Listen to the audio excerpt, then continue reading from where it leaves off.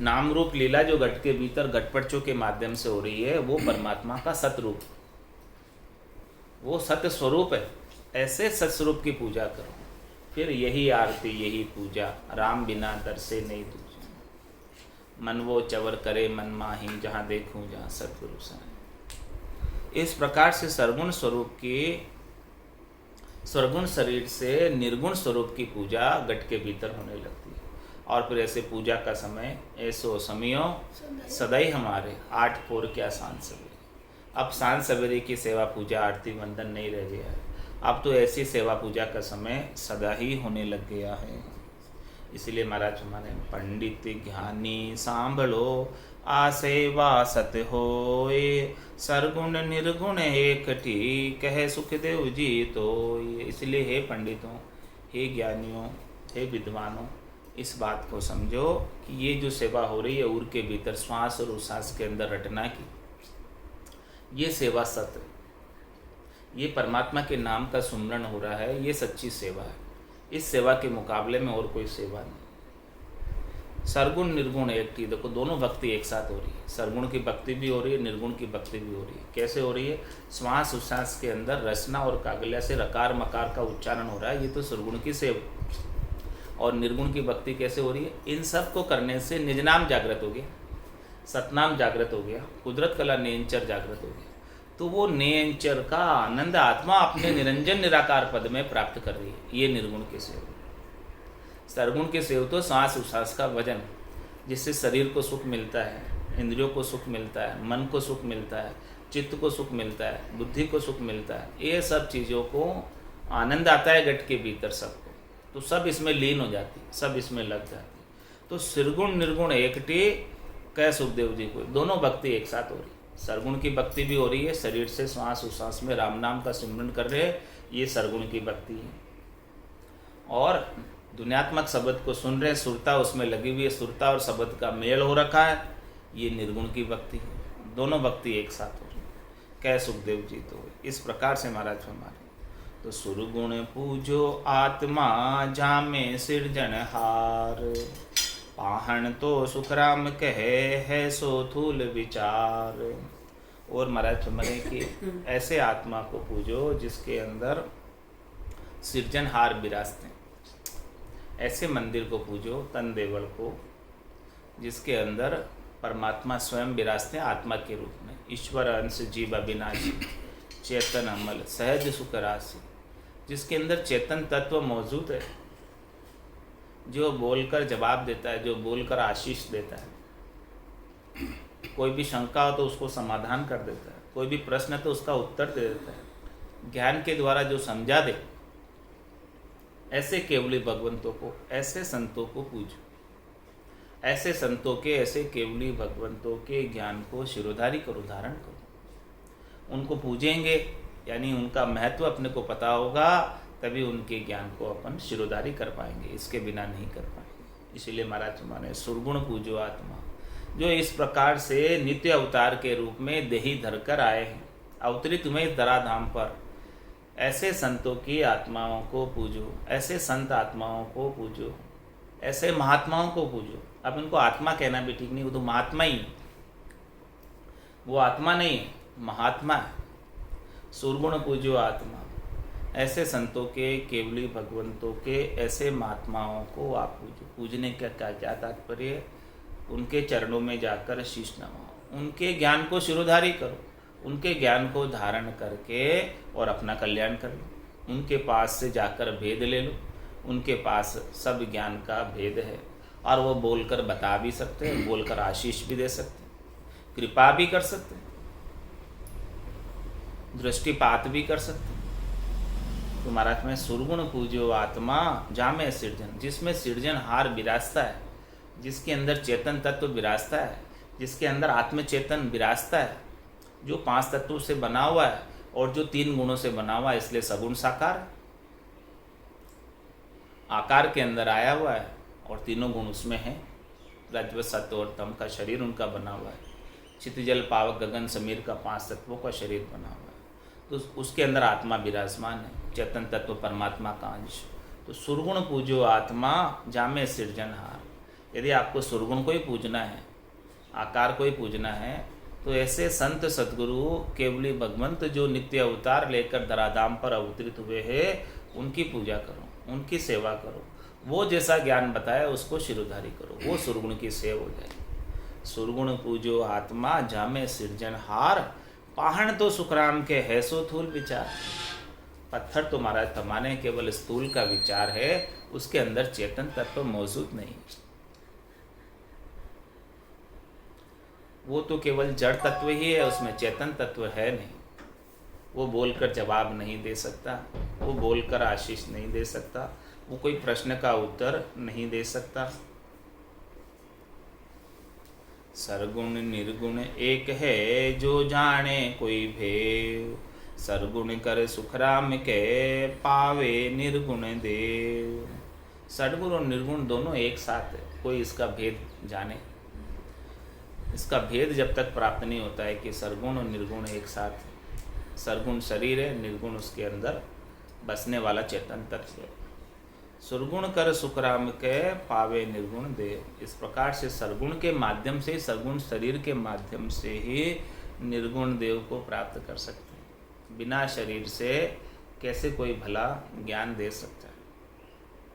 ऐसे केवली भगवंत इस धराधाम पर अवतरित होते हैं, शरीर धर कर आते हैं। किस लिए आते हैं? ज्ञान देने के लिए। संत सिरजा सुखराम के जीव उदाहरण काज, जीवों के उद्धार के लिए वो सरगुण शरीर लेकर आए। किसके लिए? पावे निर्गुण देव, निर्गुण देव का बोध कराने के लिए जीवों के ऊपर। जीवों ने जब पुकार की थी, जम जालम की त्रास सो हंसा करी पुकार, जब सुखिया साहेब आविया ले जन को अवतार, सुखिया साहेब आविया ले जन को अवतार। जब इस प्रकार से जम और जालम की त्रास से सब हंसों ने पुकार की परमात्मा से कि हम यहाँ पर जम के त्रास से, जन्म और मरण से बहुत दुखी हैं, अनेक प्रकार के जम हमें कष्ट भुगता रहा है, जम जालम की त्रास से हंसा करी पुकार, तो सुखिया साहेब आविया। कौन आए? साहेब स्वयं आए, परमात्मा स्वयं आए। किस रूप में आए? ले जन को अवतार, जन के रूप में, सुरगुण रूप में आए, प्रकट हुए नित्य अवतार के रूप में, ज्ञान देने के लिए आए। संत सिरजा सुखराम के जीव उदाहरण काज। तो महाराज में इस प्रकार से वो निर्गुण परमात्मा सरगुण शरीर में आ गए। रामा नाम नूर वारा, मुख पर सोवे तेज पुंज प्रकाशा, हंसा काज लिया अवतारा, ब्रह्मदेश का वासी। वो ब्रह्मदेश से आए, हंसों के उद्धार के लिए आए, हंसों का काज करने के लिए आए। वो इस धराधाम पर इस प्रकार से सरगुण शरीर के अंदर अवतरित होकर आए।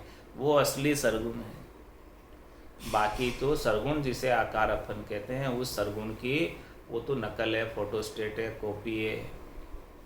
तो सरगुण निर्गुण एक है जो जाने कोई भेद। इस प्रकार से वो निर्गुण परमात्मा ही सरगुण शरीर में आए हैं, इसलिए वो दो नहीं है, एक ही है।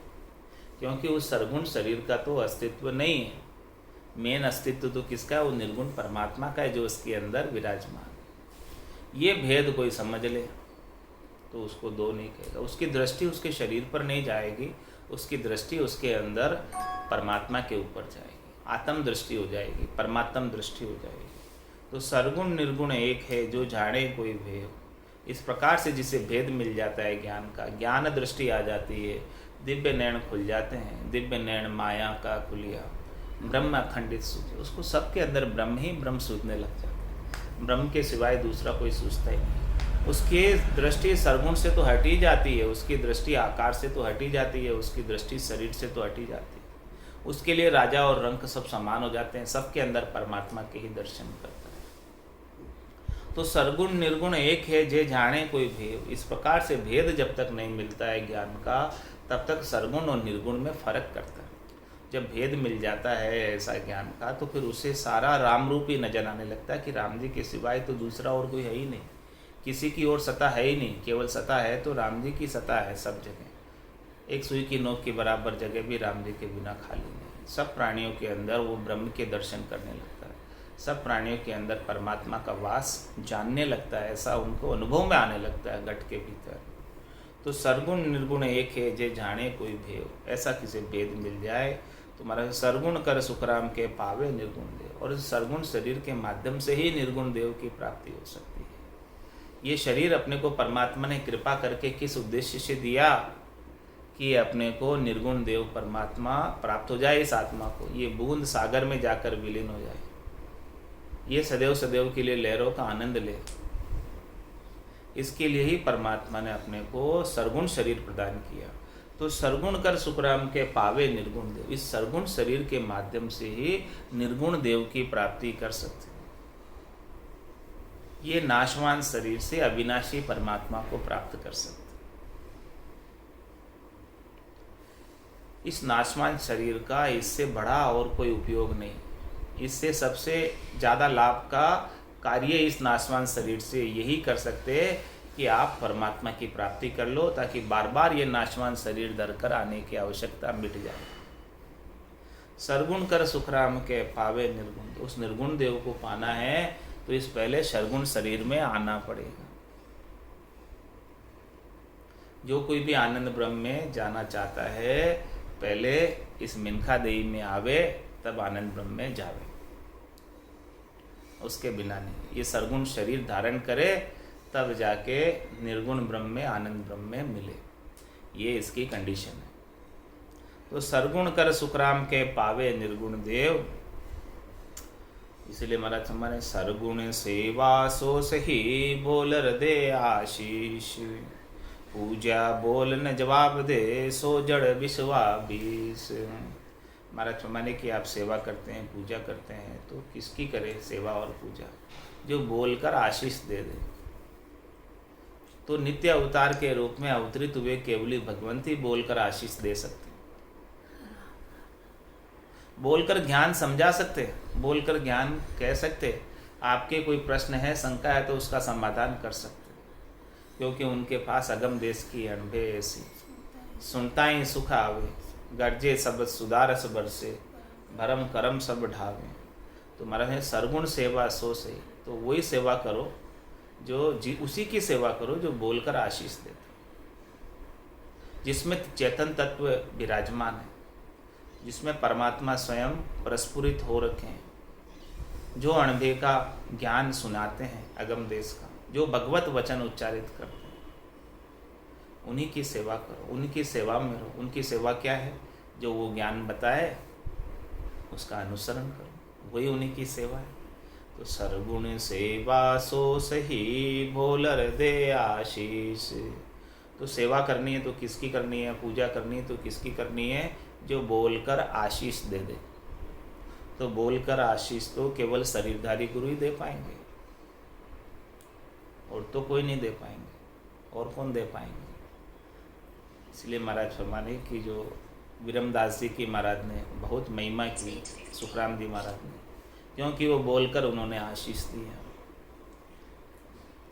उनको सूरत और शब्द का मेल कराया, तो महाराज की सेवा सही हो गई। सरगुण सेवा सो सही जो बोल हृदय आशीष। उनके तत्व रूपी गुरु विरमदास जी मिल गए, उनकी कृपा उनके ऊपर हो गई, दिलमेर हो गई, तो उनके गट के भीतर भी निज नाम की सूरत शब्द की मेल हो गई, सुरता को आनंद आने लग गया। तो सरगुण सेवा सो सही, ये सरगुण की सच्ची सेवा हो गई, उनसे बन गई सेवा उनसे, और सेवा बनने से कृपा हो गई। सेवा कैसे बनी? महाराज ने अपना निजमन ले जाकर सौंप दिया, और जब तक वो वापस नहीं आए तब तक उनका इंतजार किया उसी जगह पर बैठकर, तो उनकी सेवा बनती रही। सरगुण सेवा सो सही बोल हृदय आशीष। तो वापस आए तो उन्होंने मरदा खेत तो आछो आछो आछो सुधारियो, पर बीज की गम नहीं। तो बीज की गम उन्होंने करा दी, बोलकर कराई, आशीष देकर कराई। वही सच्ची सरगुण की सेवा। सरगुण सेवा सो सही बोल हृदय आशीष, पूजा बोल न जवाब दे सो जड़ विश्वाबीस। फर्क बता दी, पहचान कर दी। जिसकी आप सेवा करो, पूजा करो, अर्चना करो, अर्चा अवतार की पूजा करो, वो बोलते नहीं, कहते नहीं कुछ, तो महाराज फरमाने वो जड़ विश्वाबीस। और जो बोलकर आशीष दे दे वो असली सरगुण है, बाकी तो उस सरगुण की नकल है। वो सरगुण तो नहीं रहा, अभी चला गया अपने धाम, लेकिन उसकी नकल बना ली अपन ने, फोटो बना ली अपन ने, मूर्ति बना ली अपन ने, चाहे काष्ठ की बनाई, चाहे धातु की बनाई, चाहे पत्थर की बनाई, लेकिन वो बोलकर जवाब नहीं देती अब, क्योंकि वो है नहीं यहाँ पर, वो चली गई। जो है भी मौजूद उनसे बात करो आप, वो आपको सच्चा ज्ञान बख्शिश करे, कोई छुपाव नहीं रखेंगे। तो सरगुण सेवा सो सही, जो बोलर दे आशीष, पूजा बोल न जवाब दे, सो जड़ बिस्वा बीस। राम कहे मुझ माय हैं, पूजन जड़ खू जाए, कह सुखदेव ज्ञानी सुनो, न्याव करी जो आए। महाराज मैं आप ही न्याव करो। कहते हैं कि वे राम जी हमारे गट के भीतर आत्मा के रूप में राम है, और आप पूजने कहाँ जाते हो? जड़ को।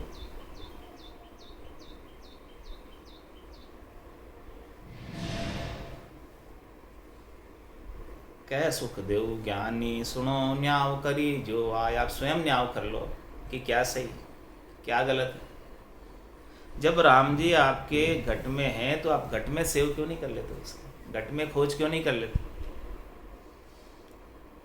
तो मैं तेरा राम है, तो जड़ पूजो काई, के यूं कहो सुख राम के, हर नहीं है हम माए।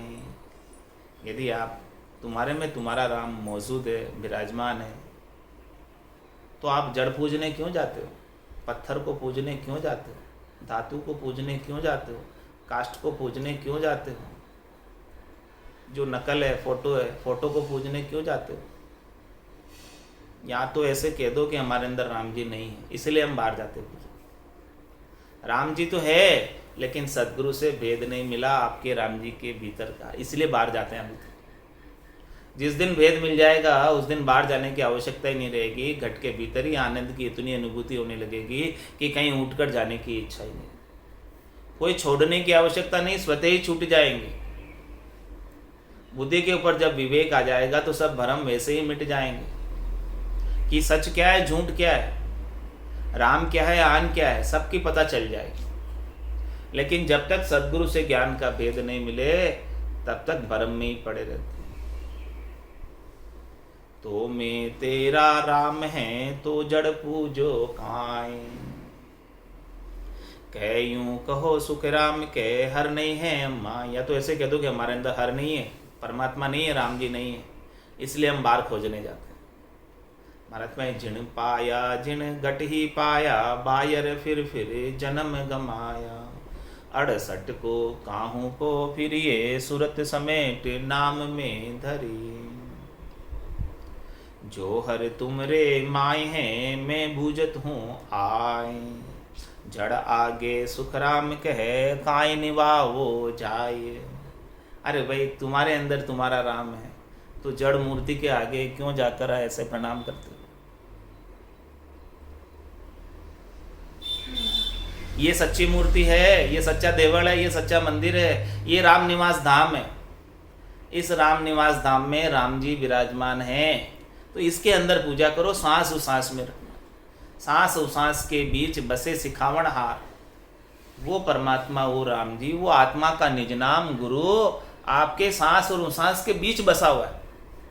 उसको खोज लो, वो मिल जाएगा तो फिर बाहर जाना, बाहर भटकना बंद हो जाएगा। बाहर की इच्छा ही नहीं रहेगी, शुभ अशुभ की चाय निकट नेड़ी नहीं आ। जब आपके घट के भीतर ज्ञान बैराग जागृत हो जाएगा, ज्ञान बैराग यूं जान, पिंड ब्रह्मण सुन्यारा, श्वासों का नहीं काम, जीव का कौन विचारा। सुनत मस्त होई जाए, ब्रह्म आपो छिटकावे, शुभ अशुभ की चाय निकट नेड़ी नहीं आ। सुखराम ज्ञान बैराग का ये लक्षण कहूँ तो, हद बेहद को जीत कर परम पद ले जो। तो जे हर तुमरे माय हैं, मैं बूझत हूँ आय। मैं आपसे प्रश्न करता हूँ, उस बात का उत्तर दो। जड़ आगे सुखराम के काय निभाव हो जाए। क्यों जाकर निभाते हो? निभाना ही है तो संत सदगुरु के पास जाओ, केवली भगवंतों के पास जाओ, जो बोलकर आशीष देते हैं, बोलकर ज्ञान सुनाते हैं, आपकी शंका का समाधान कर देते हैं, आपके सब प्रश्नों का उत्तर दे देते हैं, आपके सारे दुखों का निवारण कर देते हैं। और ऐसे संतों के सदगुरु के वचनों को शिरोधारी करो। सतगुरु को एको शब्द मन को ही लेवे मान, तो सहज होते संतदास मुश्किल सुआसान। सारी मुश्किलें आसान हो जाएगी। ऐसे संतों के, सदगुरु के, केवली भगवंतों के, जिनके पास अणभे का ज्ञान है, जिनके पास केवल्य का ज्ञान है, जिनके पास निजनाम सतनाम कुदरत कला नियंचर जागृत करने का ज्ञान है, उनके पास जाओ, जाना ही, उनको शीश निवाना ही है, तो वो आपका आत्मा का कल्याण करेंगे। बाकी से तो त्रिलोकी में फलों की प्राप्ति होगी, लेकिन जन्मना मरना नहीं छूटेगा। जन्मना मरना छुटाना है तो ऐसे केवली भगवंतों की शरण में ही जाना पड़ेगा। तुम्हें बूझत हूँ आय जड़ आगे सुखराम के काय निभावो जाय। कहता तो यूं तुम यूं कहो नर नारायण दे। पूजे जड़ सुखराम के पत्थर सिर पर ले। क्या फरमाते?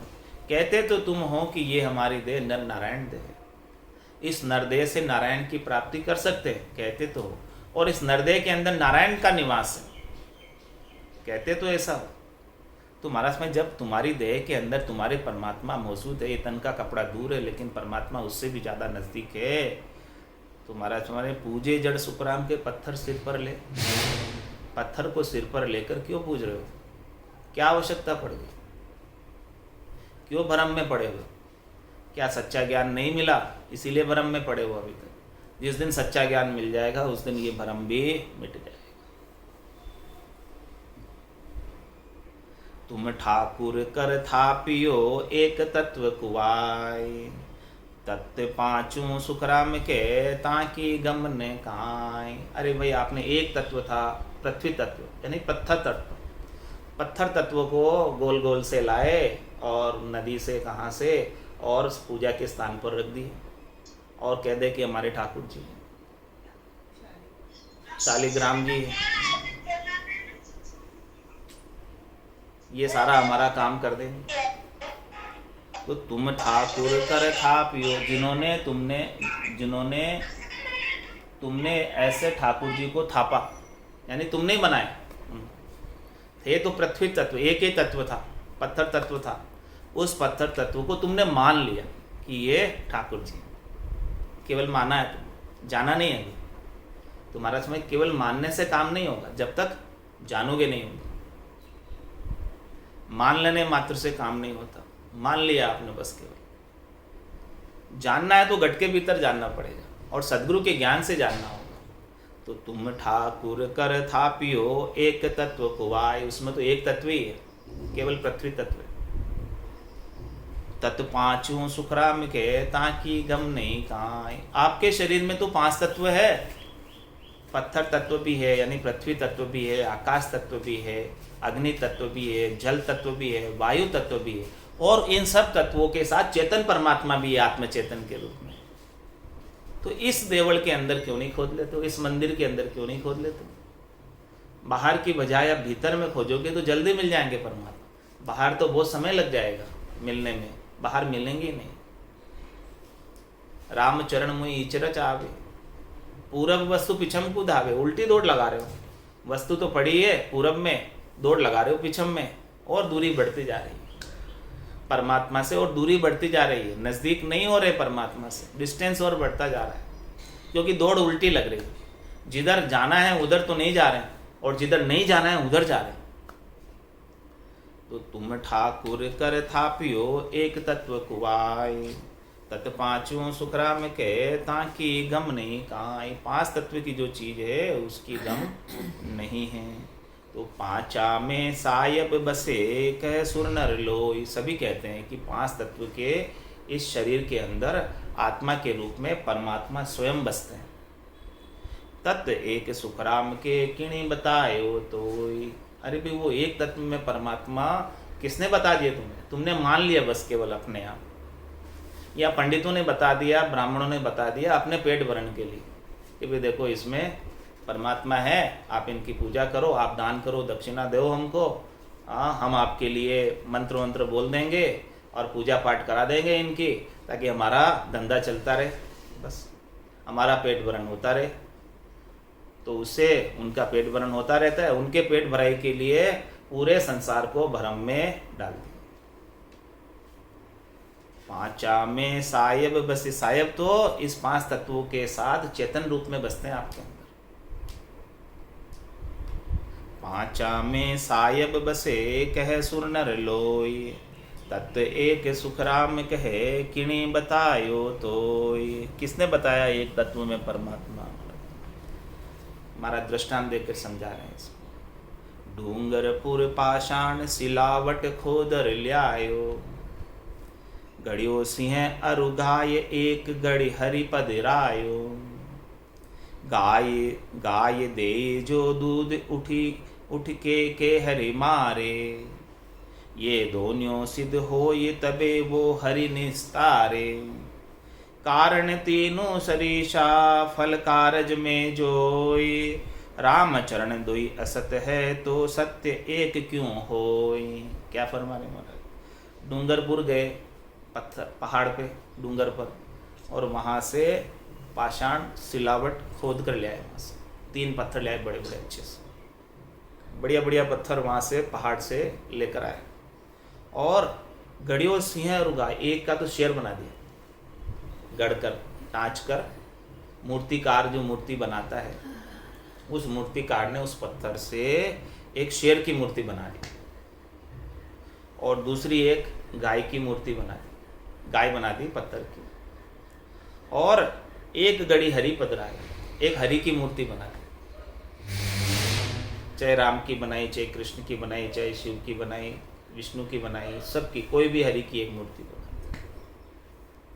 अब महाराज कह रहे हैं इसका आप उत्तर दो कि गाय दे जो दूध उठ के हरि मारे। यदि वो गाय जो पत्थर की बनाई वो दूध देने लग जाए, और जो पत्थर का शेर बनाया है वो मार दे किसी को, खाज सकने में समर्थ हो, ये दोनों सिद्ध हो, तभी मानेंगे कि ये दोनों सिद्ध हुए। गाय दूध देवे तब पत्थर की गाय सिद्ध हो गई, और जो शेर बनाया है वो शेर किसी का शिकार कर सके, मार सके किसी को, ऐसी सामर्थ्य उसमें आए पत्थर के शेर में, तो वो सिद्ध है फिर शेर। यदि सिद्ध हो गए, एक ही पहाड़ से 3 मूर्ति बनाई, अब उसमें से आप कहते हो कि 2 तो झूठा है, ये गाय तो पत्थर की दूध नहीं देती, और ये शेर तो पत्थर का नहीं खाता, ये तो इससे डरने की आवश्यकता नहीं है। मंदिर के बाहर शेर लगा होता है, दुर्गा मंदिर के बाहर, तो वो उससे डरते नहीं है लोग, बोले शेर पत्थर का खाएगा थोड़ी, तो फिर अंदर जाके क्यों डरते? तो हरि निस्तार है। यदि दोनों चीज सिद्ध हो जाए, पत्थर की गाय दूध देने लग जाए और पत्थर का शेर वास्तव में खाने लग जाए, तो लोग डरें। तो वो हरि भी जो है अंदर मूर्ति बनाई है वो निस्तारण कर सकते, मोक्ष प्राप्त करा सकते। लेकिन ये दोनों तो सिद्ध नहीं है, कहते कि भी दोनों तो झूठे हैं।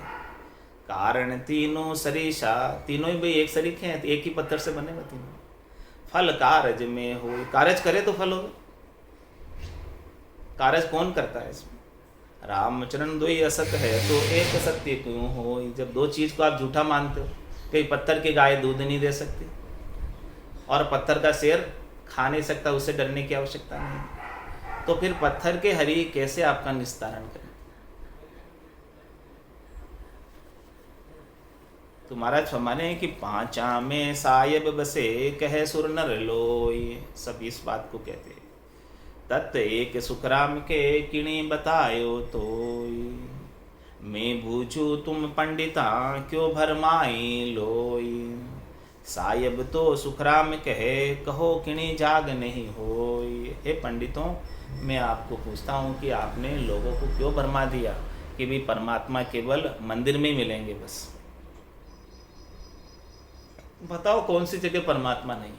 कोई एक सुई की नोक की बराबर जगह भी परमात्मा के बिना खाली नहीं है। तो जब परमात्मा एक सुई की नोक की बराबर जगह भी खाली नहीं, तो आपके तन में भी भरपूर है, आपके गट के भीतर भी भरपूर है। तो यहीं खोज लो, क्यों जाते हो बाहर? 68 को काहू को फिरिए सूरत समेत नाम में धरिए। नाम में जैसे सुरता लगाओगे, श्वास उच्छ्वास के अंदर सदगुरु विधि से भजन करोगे, सदगुरु से वेद प्राप्त करके, नामदान लेके, नाम की आज्ञा लेकर, तो महाराज फरमा रहे हैं कि यही परमात्मा के दर्शन आनंद स्वरूप गट के भीतर होने लगेंगे। फिर बाहर जाने की आपकी सारी जो इच्छा है, लालसा है, वो सब खत्म हो जाएगी। जब तक घट के भीतर आनंद नहीं आता है, तब तक बाहर का भटकाव बना रहता है। जैसे ही घट के भीतर आनंद आ गया, तो बाहर का भटकाव सारा बंद हो जाएगा। जे साहिब सब में बसे, तो सो जोर माय, कह सुखदेव बारे दुनी क्यों भटकाओ जाए। यदि साहिब घट में ही बस रहे हैं, पंडितों से कह रहे हैं कि भी तो आप पिंड के अंदर ही शोधना कर लो। हे पंडितों, हे ब्राह्मणों, आप ब्रह्म ज्ञान को घट के भीतर धारण कर लो। कह सुखदेव बाहरे दुनी क्यों भटकावे जाए। इसीलिए ये दुनिया को बाहर क्यों भटकाते फिरते हो आप सब? दुनिया वालों को अपने पेट भरने के लिए, अपना गुजारा चलता रहे, उसके लिए क्यों सबको भ्रम में नाकते हो? क्यों नहीं उनको सच्चा ज्ञान बताते हो, जिससे कि उनका मोक्ष हो जाए, कल्याण हो जाए, परम पद की प्राप्ति हो जाए? ऐसा सच्चा ज्ञान तो नहीं बताकर कर्मकांड बताते हो, अनेक चीजें बताते हो। निस्वासर भज राम सने, नाम लिया निर्मल नर दे, नाम लिया निर्मल नर दे, 84 तज नर तन पायो, 84 तज नर तन पायो, अब भरम को शिर भार उठायो, अब भरम को शिर भार उठायो, निस्वासर भज राम सने, नाम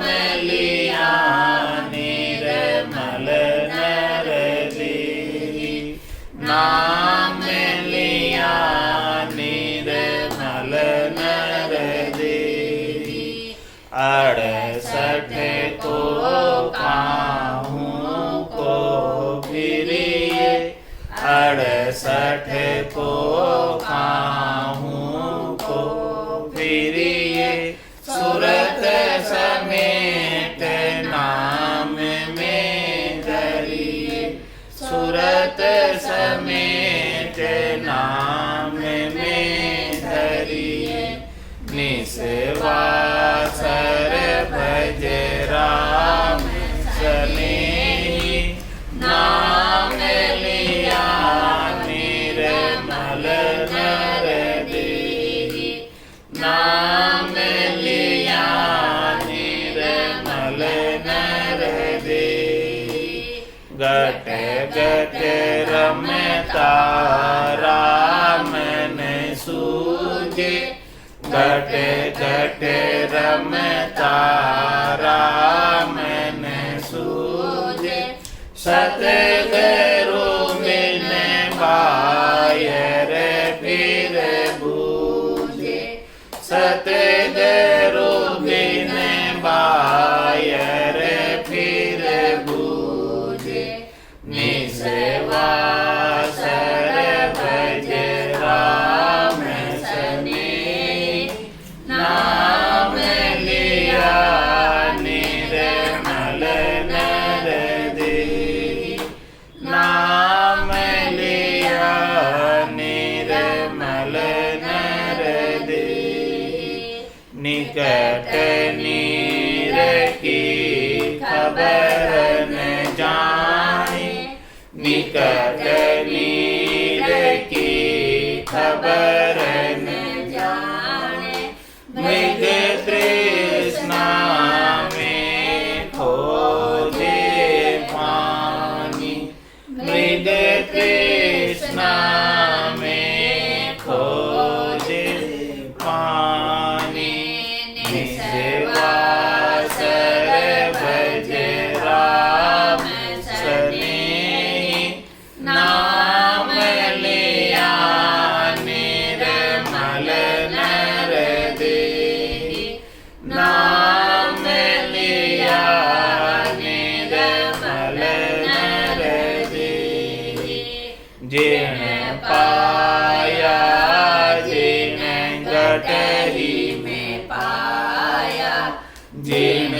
पाया, जिने घट ही में पाया। बाय रे फिर फिर जन्म गमाया, बाय रे फिर फिर जन्म गमाया। निसेवा सर भजे राम सने, नाम लिया निर्मल नर देहि, नाम लिया निर्मल नर देहि। राम चरण मोय इचरज आवे, राम चरण मोय इचरज आवे। पूरब वस्तु पिछम को धावे, पूरब वस्तु पिछम को धावे। निसेवा सर भज राम सने, नाम लिया निर्मल नर देहि, नाम लिया निर्मल नर देहि। बोलो राम सद्गुरु देव जी महाराज ने धन्य हो परम दयाल सद्गुरु सुखराम जी महाराज ने धन्य हो अनंत श्री सद्गुरु सुखराम जी महाराज के ज्ञान स्वरूप भगवान ने धन्य हो केवली भगवंता ने धन्य हो जीवा कारण जहाज ने धन्य हो मोक्ष के मालिका ने धन्य हो अनंत कोटि संतान ने धन्य हो राम